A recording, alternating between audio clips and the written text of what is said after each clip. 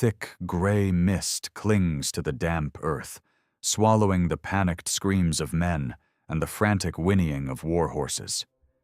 This is not a battlefield. It is a slaughterhouse. From the dense, suffocating tree line, a relentless rain of arrows descends, finding their marks with brutal precision. There is no enemy to swing a sword at, only shadows shifting in the fog.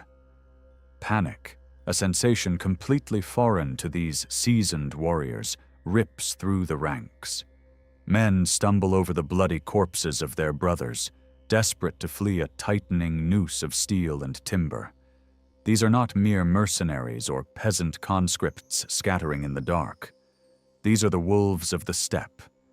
This is the mighty Mongol horde, the very same apocalyptic force commanded by the legendary generals Subutai and Jebe.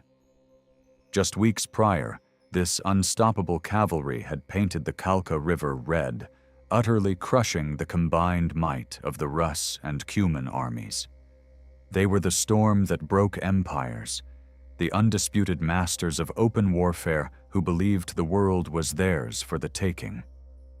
Yet here, in the treacherous, suffocating embrace of the Samara Bend, the apex predators have become the hunted. They have been lured into a deadly trap by the Volga Bulgars, their legendary invincibility shattered in a chaotic, blood-soaked retreat. How did the greatest military minds of the 13th century fall for the very same trick they used to conquer the world? Before we unravel the secrets of the ambush that broke the Mongol vanguard, take a moment to hit that subscribe button, like this video, and ring the notification bell. Join us as we step back into the fog of war to witness the trap at Samara Bend. To understand the magnitude of the disaster awaiting the Mongols at the Samara Bend, we must first look at the blinding light of their preceding glory. The year is 1223. The Mongol Empire is not yet at its territorial zenith, but its military machine, forged by Genghis Khan, is an instrument of apocalyptic perfection. Leading this vanguard are Jebe, known as the Arrow, and Subutai, the one-eyed mastiff of war, arguably the greatest cavalry general to have ever lived. Together, they have just orchestrated what military historians still consider the most audacious cavalry raid in human history. For 3 exhausting but triumphant years, their Cumans, 20,000 elite horse archers, have ridden thousands of miles, tearing through the Caucasus mountains, obliterating the remnants of the Khwarezmian Empire, and shattering the proud armies of Georgia. They are an alien force to the Western world, a storm of iron, horsehair, and bone that strikes without warning and vanishes into the wind. Their brutal campaign culminates on the banks of the Kalka River. Here, a massive coalition of Kievan Rus princes and nomadic Cuman warriors has massed to halt the Mongol tide. The coalition outnumbers the Mongol vanguard significantly. They are heavily armed, deeply entrenched in their own lands, and confident that this strange menace from the east can be crushed by sheer weight of numbers. But the Rus and Cumans do not understand the enemy they face. They do not comprehend that the Mongol army operates not as a collection of individual heroes seeking personal glory, but as a single, terrifyingly synchronized organism. At Kalka, Subutai and Jebe unleash their signature masterpiece, the feigned retreat. For 9 agonizing days, the Mongols pull back, bleeding the Rus and Cumans, drawing them further and further away from their supply lines, stretching their formations until their cohesion snaps. The coalition forces, drunk on the illusion of an easy victory, give chase, their heavy cavalry tiring, their infantry trailing hopelessly behind. And then, when the trap is perfectly set, the Mongols turn. The hunter flawlessly becomes the predator. The resulting slaughter is not a battle. It is an execution. The Mongol heavy cavalry, clad in silk and leather armor, smashes into the fragmented Rus lines. Horse archers darken the sky with a relentless blizzard of arrows, unleashing a composite bow barrage that pierces chainmail and shatters bone. The coalition is enveloped, outmaneuvered, and systematically dismantled. The fields of Kalka become a graveyard for the flower of Rus nobility. Tens of thousands are slaughtered in the dirt, their armies broken beyond repair. The aftermath of Kalka solidifies the Mongol illusion of absolute, godlike invincibility. To celebrate their triumph, the Mongol generals construct a massive wooden platform over the captured Rus princes. As Subutai and his commanders sit atop the heavy boards, feasting and drinking fermented mare's milk to honor their victory, the captured nobility are slowly, agonizingly crushed to death beneath them. It is a terrifying display of absolute dominance, a message written in blood and shattered ribs. The Mongols are not just conquerors, they are an inevitable force of nature, a divine punishment unleashed upon a fragile world.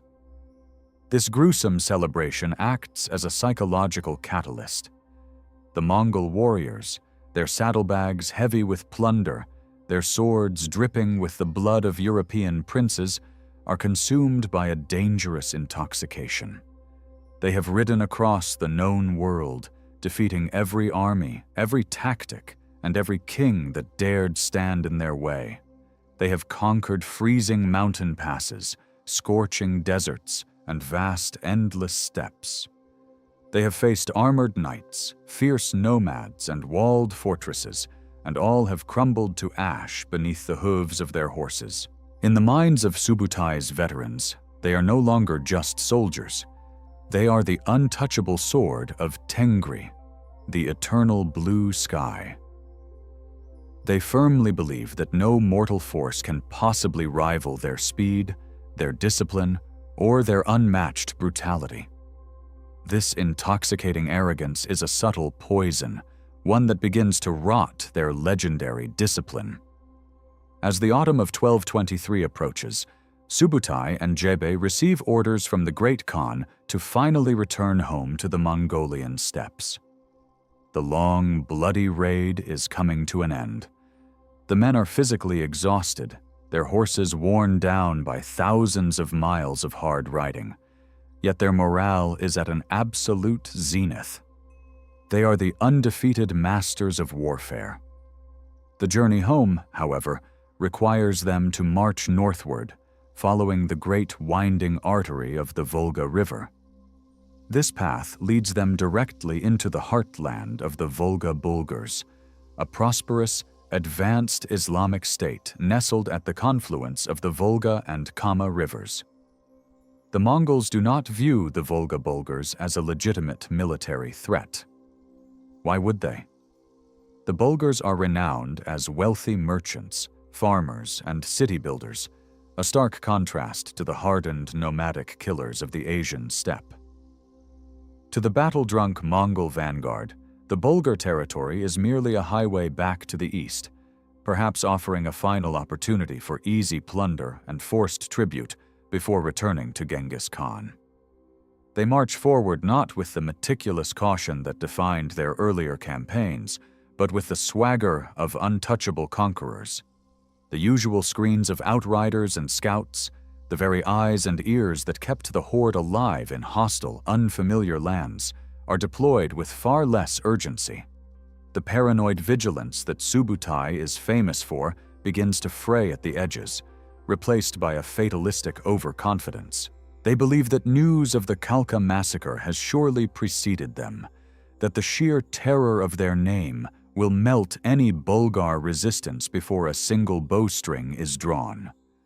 The Mongols expect the Bulgars to cower behind their wooden palisades, offering gold, silver, and slaves to buy their miserable lives. They do not anticipate a fight. They do not anticipate that a civilization of merchants and farmers possesses the audacity, let alone the strategic brilliance, to stand against the storm that just broke the Rus. But the landscape of the Volga region is vastly different from the open, sweeping steppes, where the Mongol cavalry reigns supreme. Here, the earth grows uneven and treacherous. Dense, ancient forests begin to choke the horizon, casting long, dark shadows over the marching columns of horsemen. The ground is scarred with deep ravines, winding river valleys, and thick underbrush. It is a claustrophobic, suffocating terrain that strips away the Mongols' greatest operational advantage: mobility. The open plains that allowed their horsemen to maneuver, encircle, and vanish are gone, replaced by a brooding, silent wilderness that hides 1,000 secrets. Yet, blinded by the blinding halo of their own invincibility, the Mongol commanders push forward into the gloom. They do not read the subtle warnings written in the shifting terrain. They do not sense the unseen eyes watching them from the canopy, nor do they smell the danger brewing in the damp autumn air. The aura of invulnerability forged in the fires of Kalka has become a thick shroud over their senses. The apex predators of the medieval world are marching, chests puffed and banners raised, straight into the jaws of an enemy they have completely and utterly underestimated. The illusion of absolute power has deafened them to the reality of their situation. The wolves of the steppe have stepped out of the light of their greatest victory and into the chilling, deep shadow of the Samara Bend, blissfully unaware that they are about to face an architect of war who intends to use their own deadly masterpiece against them. Far to the north of the blood-soaked plains of Kalka, where the endless sea of the steppe gives way to the dense, brooding taiga, a very different kind of empire watched and waited. This was the realm of the Volga Bulgars. To the arrogant Mongol outriders, this wealthy Islamic state, nestled at the strategic confluence of the Volga and Kama rivers, was merely a collection of fat merchants and soft farmers, a final, easy prize to be plucked before the long ride back to the east. But this assumption was a fatal miscalculation. The Volga Bulgars were not a timid people waiting to be sheared like sheep. They were the formidable gatekeepers of the northern trade routes, a sophisticated civilization enriched by the flow of furs, silver, and spices, and hardened by generations of defending their wealth against nomadic raiders and Rus princes alike. The Bulgar leadership was not blind. They possessed a vast, deeply entrenched intelligence network of merchants, diplomats, and spies that stretched across the Eurasian landmass. Long before the first Mongol hoof struck their borders, the chilling whispers of the Khwarezmian Empire's total annihilation had reached the courts of the Bulgar emirs. And then came the survivors of Kalka, battered, bloodied, and broken in spirit. Fleeing Rus and Cuman warriors brought with them horrifying eyewitness accounts of the devil horsemen from the east. They spoke of a disciplined, alien horde that moved with terrifying synchronization. Most importantly, they detailed the exact anatomy of the Mongol war machine, their reliance on speed, their devastating composite bows, and above all, their signature masterstroke, the feigned retreat. Instead of succumbing to the paralyzing terror that had doomed so many other nations, the Volga Bulgars responded with cold, calculated pragmatism. Their ruler, Iltibar Gabdullah Chelbir, and his seasoned commanders understood a fundamental truth of warfare that the Rus princes had ignored. You do not fight a hurricane in the open ocean.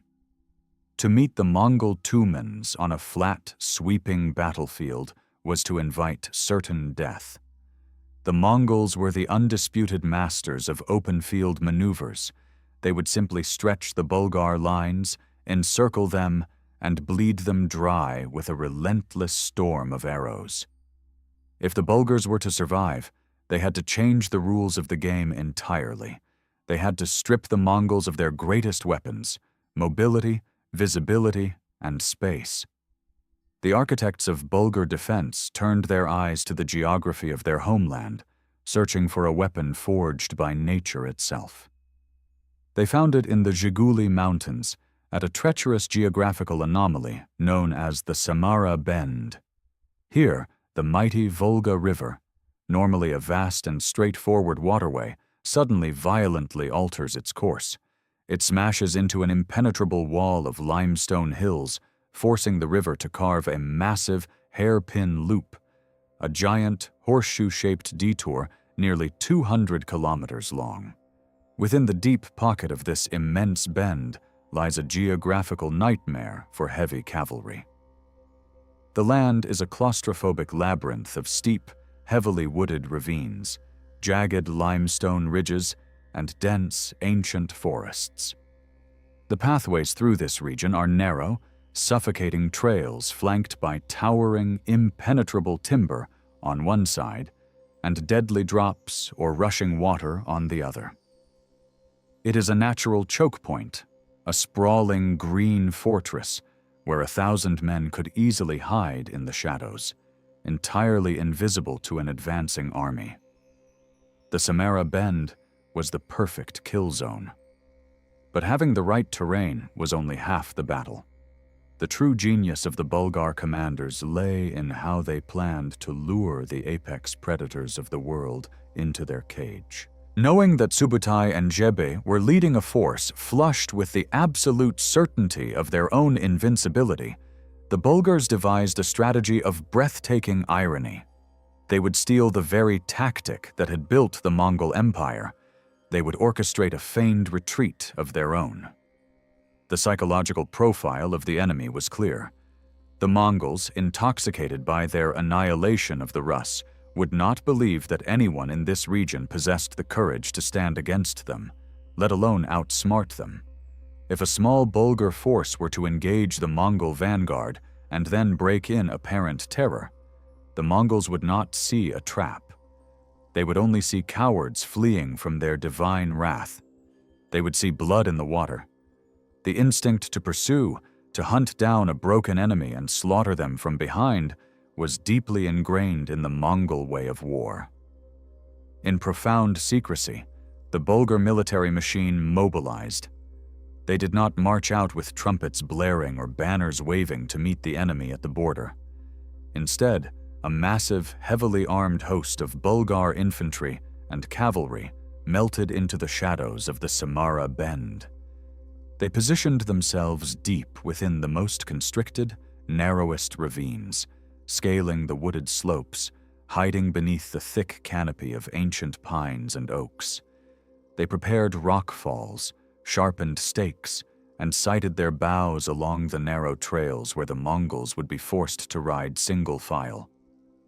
Thousands of men sat in absolute, disciplined silence, their armor muffled, their horses gagged, blending seamlessly into the breathing forest. Meanwhile, a smaller, highly visible detachment of light cavalry was sent forward to the southern edge of the Bulgar territory.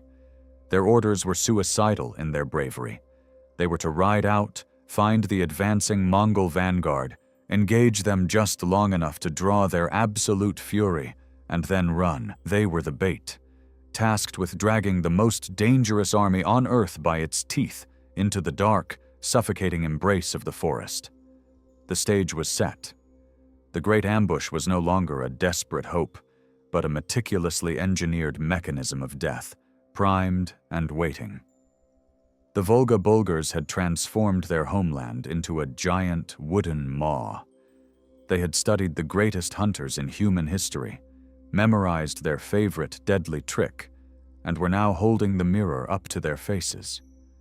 All that remained was for the wolves of the steppe, blinded by their own legendary hubris, to take the bait and step into the shadows.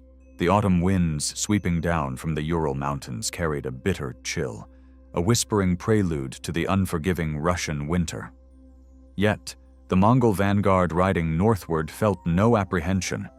Their saddlebags bulged with the plundered wealth of Kievan Rus, heavy silver torques, jeweled chalices, and fine chainmail stripped from the corpses of princes. Trailing behind the endless columns of elite horsemen were miles of supply carts and thousands of enslaved captives, a miserable, shuffling testament to the absolute supremacy of Subutai and Jebe. The mood among the rank and file was uncharacteristically relaxed. The grueling, hyper-vigilant discipline that had sustained them through 3 years of relentless warfare across alien landscapes had begun to soften. They were the conquerors of the known world, the favored sons of Tengri, returning home bathed in glory. However, as the army pushed further north, following the sprawling silver ribbon of the Volga River, the world around them began to change. The endless, rolling oceans of steppe grass, the natural element where the Mongol cavalry reigned supreme, gradually surrendered to a vastly different topography. The horizon, usually a flat, infinite line under the eternal blue sky, grew jagged and broken. Dense, sprawling thickets of ancient pine, oak, and birch began to encroach upon the plains, casting long, dark shadows over the marching columns. To the nomadic horseman, the deep forest is an anathema. It is a blind, suffocating place that strips away the horse archer's greatest advantages: lines of sight and the open space required for sweeping, high-speed maneuvers.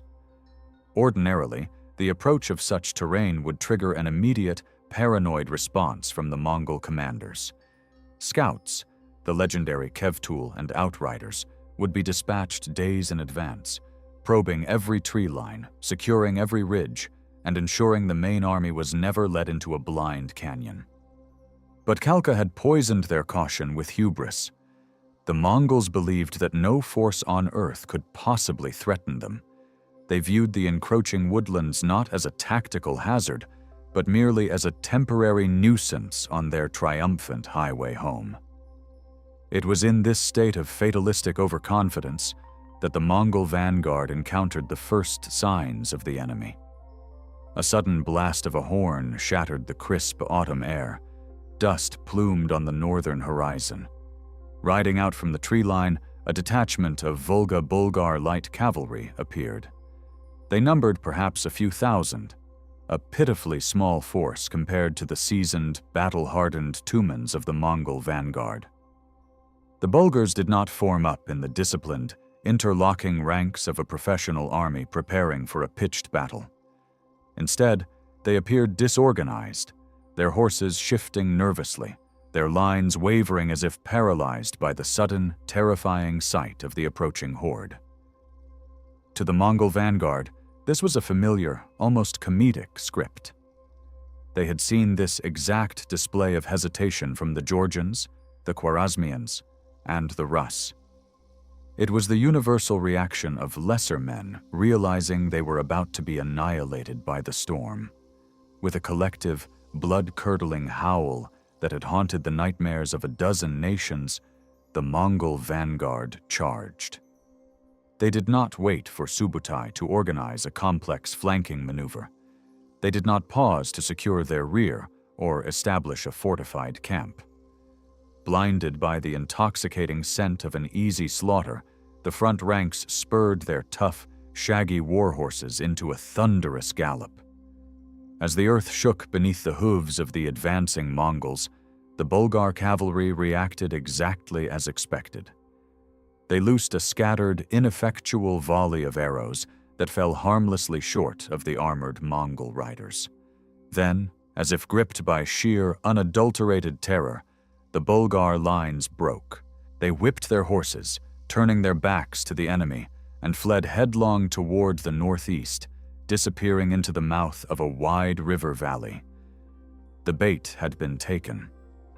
In a tragic, poetic irony that would echo through military history, the masters of the feigned retreat looked at a fleeing enemy and saw only cowardice, failing entirely to recognize their own signature masterpiece being played out right in front of their eyes. The Mongol commanders, their blood up and their minds clouded by the sheer momentum of their legendary winning streak, roared for the pursuit to continue.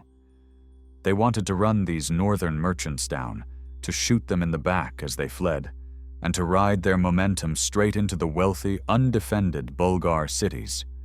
The order echoed down the line, and the mighty Mongol war machine surged forward, pouring into the valley after the fleeing horsemen. This was the fatal threshold. As the Mongols crossed into the region known as the Samara Bend, the jaws of the earth slowly began to close around them. The pursuit led them away from the open plains and directly into a geographical nightmare. The wide valley rapidly constricted. On their left flank, the deep, churning waters of the Volga River cut off any hope of maneuvering westward. On their right, the terrain thrust violently upward into the Jaguli Mountains, a sheer, imposing wall of jagged limestone ridges and deep, impassable ravines. Worse still, the ancient taiga forest closed in from all sides. Towering pines and massive oaks intertwined their canopies, blocking out the sun and plunging the trail into a permanent, eerie twilight. The sky, Tengri's domain, was hidden from them. The physical reality of the terrain forced the Mongol army to undergo a disastrous transformation. On the open steppe, a Mongol Cuman moved like a fluid, spreading out over miles, able to morph from a marching column into a deadly crescent formation in minutes. But here, squeezed between the river, the cliffs, and the dense timber, that fluidity was violently stripped away.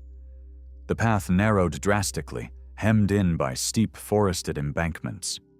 The grand, sweeping front of the Mongol vanguard was forced to compress, funneling into a long, thin, incredibly fragile column. Men and horses were packed shoulder to shoulder, riding perhaps only 4 or 5 abreast.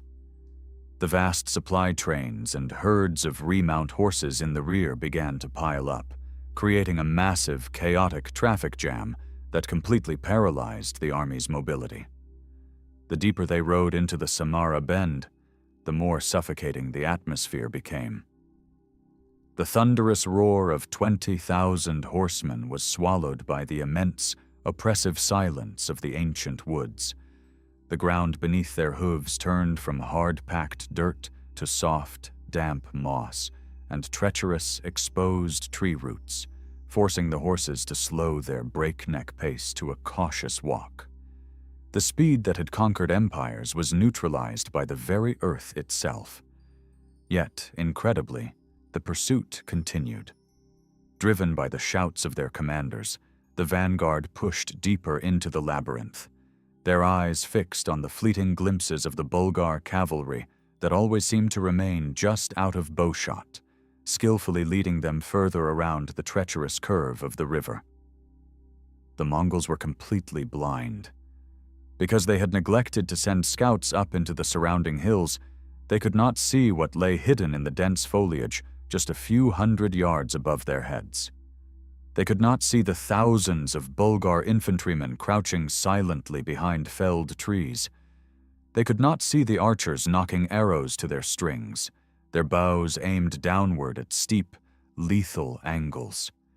They could not see the heavy boulders and sharpened logs precariously balanced on the edge of the ravines, held back only by ropes and the disciplined silence of the ambushers. The atmosphere in the gorge grew incredibly tense, a physical weight pressing down on the trapped army. The damp air smelled of wet earth and pine sap, masking the scent of the thousands of men lying in wait.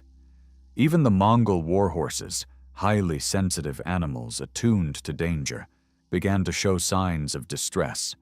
They tossed their heads, whinnying nervously, their ears pinning back as they sensed a predator they could not see.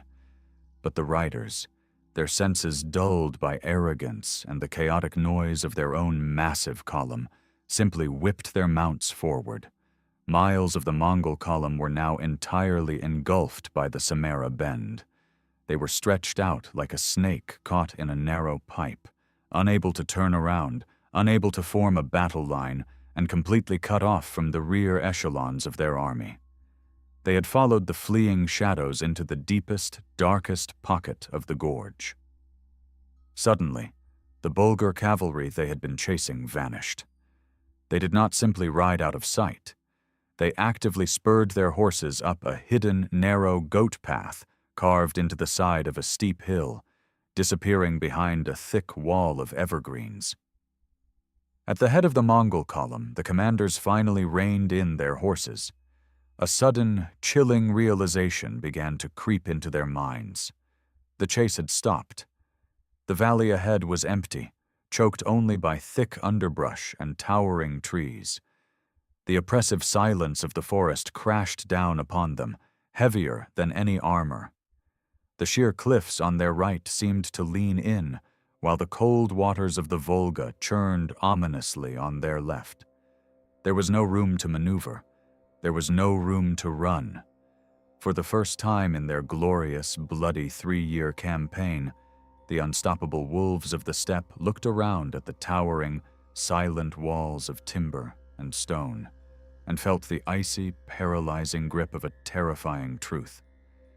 They were not the hunters. A single, piercing note from a bone horn shattered the unnatural silence of the forest. It echoed off the limestone cliffs, a haunting, mournful wail that signaled the end of the illusion. The trap at Samara Bend was primed, perfectly loaded, and the trigger had just been pulled. The single, haunting note of the bone horn hung in the damp air, vibrating against the limestone cliffs of the Samara Bend. For a fraction of a second, absolute stillness seized the trapped Mongol vanguard. The great war horses froze, their breath pluming in the cold autumn twilight. The seasoned riders, men who had stared down death on 100 different battlefields, looked up at the impenetrable canopy of the taiga. In that agonizing heartbeat of silence, the terrifying reality of their situation crystallized. The illusion of their godlike invincibility shattered, replaced by the cold, primal realization of the prey. Then, the forest erupted. It did not begin with a battle cry, but with the terrifying, rushing hiss of thousands of arrows blotting out the meager light. The Volga Bulgars had not positioned themselves for a linear exchange of fire. They were perched high on the steep, wooded ridges flanking the narrow gorge, hidden behind the thick trunks of ancient oaks and pines. From this elevated, invisible vantage point, they unleashed a storm of iron and wood. The Mongol cavalry, undisputed masters of the composite bow, suddenly found their greatest weapon rendered utterly useless. On the open steppe, they could loose arrows while riding at a full gallop, their projectiles hitting with devastating kinetic energy. But here, crammed shoulder to shoulder in a claustrophobic ravine, they could not maneuver. They could not form their deadly circular firing lines. Worse still, the dense canopy of branches above them deflected any desperate, blind volleys they tried to fire back up at the unseen enemy. The Bulgar arrows, plunging from steep, near-vertical angles, bypassed the reinforced fronts of the Mongol armor. Iron-tipped shafts punched through shoulders, necks, and the unprotected backs of the tightly packed horsemen. Men shrieked as they were pinned to their saddles or violently thrown to the muddy forest floor. But the slaughter had only just begun. A deafening, deep-throated rumble shook the earth.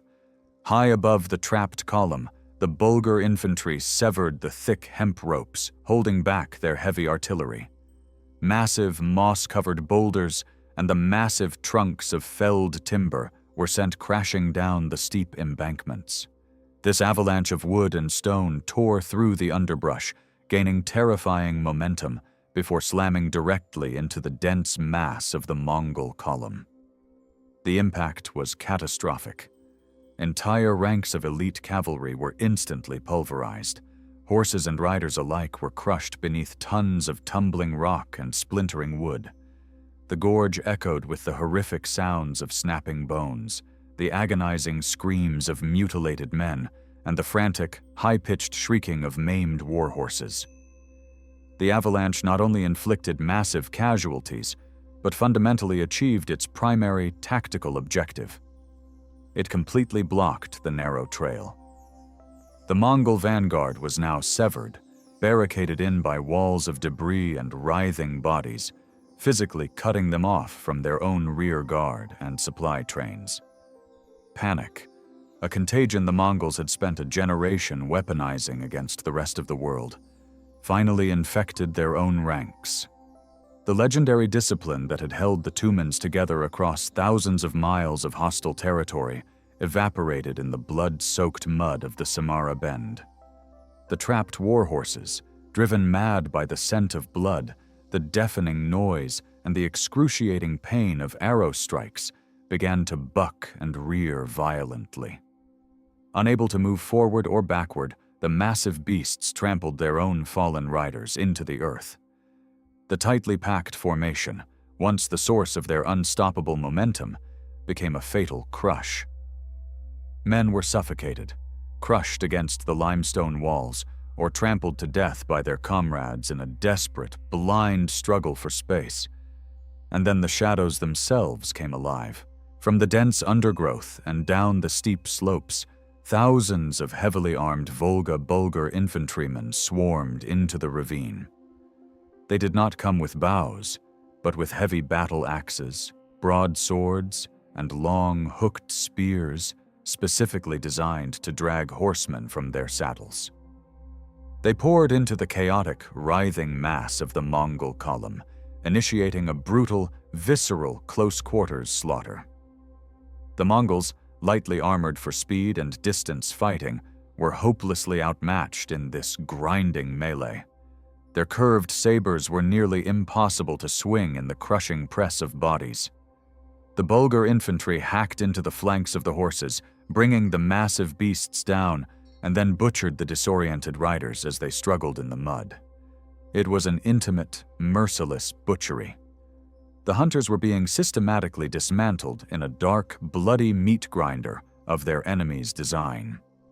At the head of this disintegrating column, the great commanders Subutai and Jebi found themselves caught in the very epicenter of the nightmare. Subutai, the brilliant, one-eyed architect of Kalka, the man who had outsmarted every general from Beijing to the Dnieper River, watched his invincible vanguard being torn to pieces. The bitter, metallic taste of his own medicine filled his mouth. He had used the terrain to trap the Rus. Now, the terrain was his executioner.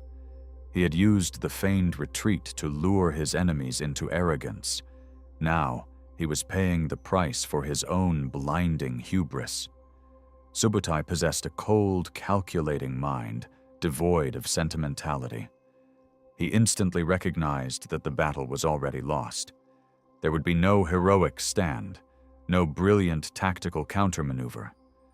The Samara Bend was a death trap, and the only objective left was mere survival. To stay and fight meant the total annihilation of his force and the loss of the most experienced commanders in Genghis Khan's empire. With a roar that cut through the din of the slaughter, Subutai issued the most humiliating order of his unparalleled military career: a general, unconditional retreat. But there was no organized withdrawal. It was a frantic, desperate clawing for life. To escape the tightening noose, the surviving elements of the vanguard had to fight their way backward, turning their horses around in the impossibly tight space and violently carving a path through their own collapsing lines. The agonizing cost of survival was absolute abandonment. Subutai was forced to leave everything behind: the massive caravans of plunder, the silver, the silk, the priceless treasures stripped from the nobility of Kievan Rus were left blocking the muddy trails. The thousands of captives, chained and weeping, were abandoned to the chaos. But most devastatingly, Subutai had to abandon thousands of his own warriors. The rear echelons of the Mongol column, trapped behind the avalanche debris and the abandoned supply carts, were left as a sacrificial rear guard. They fought a desperate, doomed holding action in the suffocating twilight of the forest, buying time for their commanders to break free with their lives. The sounds of their slaughter echoed off the limestone walls, a haunting soundtrack to the flight of the greatest generals on earth. Bleeding, battered, and stripped of their pride, Subutai, Jebe, and a fraction of their once mighty vanguard finally burst out of the suffocating grip of the Samara Bend. They fled south, driving their exhausted horses to the breaking point, casting terrified glances over their shoulders at the dark, looming tree line. They left behind a trail of abandoned wealth, broken weapons, and the mutilated corpses of the most feared warriors in the world. The storm had not just been weathered, it had been broken. In the blood-drenched ravines of the Volga region, the invincible Mongol horde had finally learned what it meant to bleed, to fear, and to run. The remnants of the Mongol vanguard that finally staggered back onto the open Asian steppe were a broken, unrecognizable shadow of the army that had conquered half the known world. Gone were the vast trains of plundered silver, the fine chainmail, and the thousands of enslaved captives. Gone was the swaggering arrogance that had fueled their 3-year rampage. In their place was a hollow, haunting silence. Historical accounts suggest that of the 2 mighty Cumans, 20,000 elite horsemen that had initiated the Great Raid, only a pitiful fraction survived the bloody slaughter at Samara Bend. To compound the disaster, the legendary General Jebe, exhausted and physically broken by the grueling retreat, succumbed to a sudden fever on the arduous journey back to Mongolia. Subutai, the undisputed master of war, returned to the Great Khan not with a triumphant procession, but with the bitter ashes of a catastrophic, humiliating defeat. Yet the Mongol Empire did not build its sprawling dominion on forgiveness. They were a civilization that nurtured their grudges across decades, and Subutai was not a man who could leave a dark stain on his legacy unanswered. He spent the next 13 years meticulously planning his vengeance, analyzing his failure, and studying the terrain that had nearly claimed his life. In 1236, the old one-eyed mastiff of war returned to the banks of the Volga River. But this time, he did not come with a weary vanguard of raiders looking for a quick path home. He brought the full, terrifying weight of the Mongol war machine, an apocalyptic host of over 130,000 warriors led by Batu Khan. When this overwhelming storm broke upon the Volga Bulgars, there was no mercy, no feigned retreat, and no escape. The prosperous kingdom was systematically erased from the map, its cities burned to ash, and its people annihilated in a display of absolute, unrelenting retribution. However, the ultimate destruction of Volga Bulgaria cannot erase the profound historical significance of what transpired in the dark, suffocating forests of 1223. It remains one of the most brilliant, perfectly executed ambushes in human history. The Bulgar commanders achieved the impossible. They outthought, outmaneuvered, and broke the unstoppable horde by using the Mongols' own signature tactic against them. They proved that even the most terrifying military machines possess fatal vulnerabilities when blinded by their own legendary hubris. The trap at Samara Bend stands as a timeless, bloody testament to a brutal truth. In the unforgiving theater of war, the moment you believe yourself to be truly invincible is the exact moment you become the prey. Thank you for journeying with us into the cold mists of the Samara Bend. If you enjoyed uncovering this forgotten, bloody chapter of Mongol history, please hit that like button, leave a comment below with your thoughts on the Bulgar strategy, and make sure to subscribe to the channel.